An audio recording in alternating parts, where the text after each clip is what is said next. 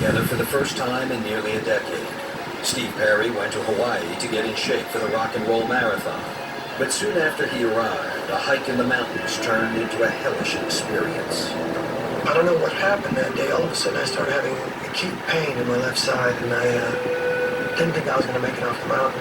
He phoned me and said, I went out and did my first hike. I've never been in this much pain in my life. I've hurt my hip. I don't know what to do. I may have to come home. Steve says as soon as he could physically handle flying, he headed back to Los Angeles. I came back immediately and started a series of doctors, to check out what is going on, because I was never in this kind of pain.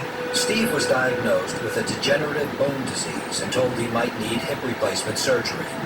With the lead singer sidelined, Journey's comeback was suddenly very much in limbo. We weren't able to do the things that needed to be done, the television shows, the videos, the interviews, the traveling around, the touring. We can't do a single thing. We're just stuck. So the record just kind of fades away. Irving Azoff says he was desperate for Steve to do anything to promote the album, but Steve told him he wasn't up to it. I can't do the promo work for the album because the camera will see my pain. The microphone will feel my pain. I was faced with, do I take care of myself and do things as I possibly can, or do I just throw myself in a situation and do it even if I'm not ready to do it, just to go on tour?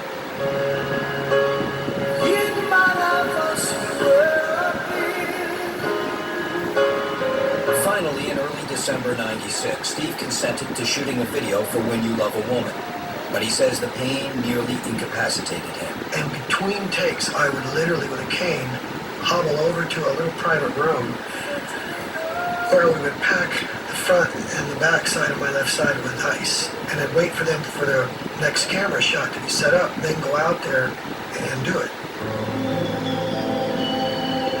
Steve says he wanted to avoid a major operation, if at all possible.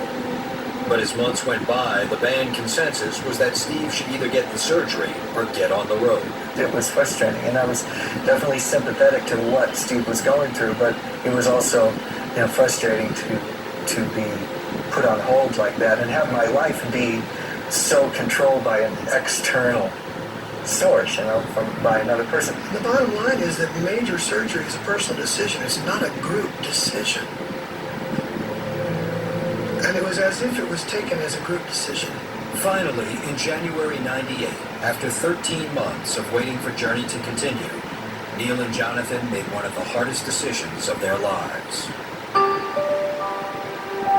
I look at Neal and I can see this guy that wants his band back really bad. We looked at each other and said, you know what? We want to reform this. We want to get a couple guys that want to work, we'll reform it, and we'll move on. John Cain got the job of informing Steve Perry. I said, we're going to do this. Know that. I'm not going to do it behind your back. So, if you hear about it, it's true. We are looking for singers. Steve pleaded with his bandmates to reconsider. I says, don't fracture the name Journey. Don't crack the stone. Go out and do whatever you want to with whomever you want to and call it whatever you want to, but leave Journey alone. Pain on my left side, and I didn't think I was going to make it off the mountain. He phoned me and said, I've never been in this much pain in my life. Bandmates say that after years of waiting for Steve to return to performing, they ran out of patience. They had to move on.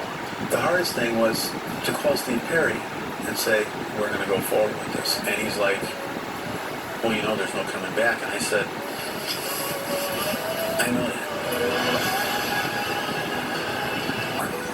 People change, That's all I can say. I changed, he changed, we all changed.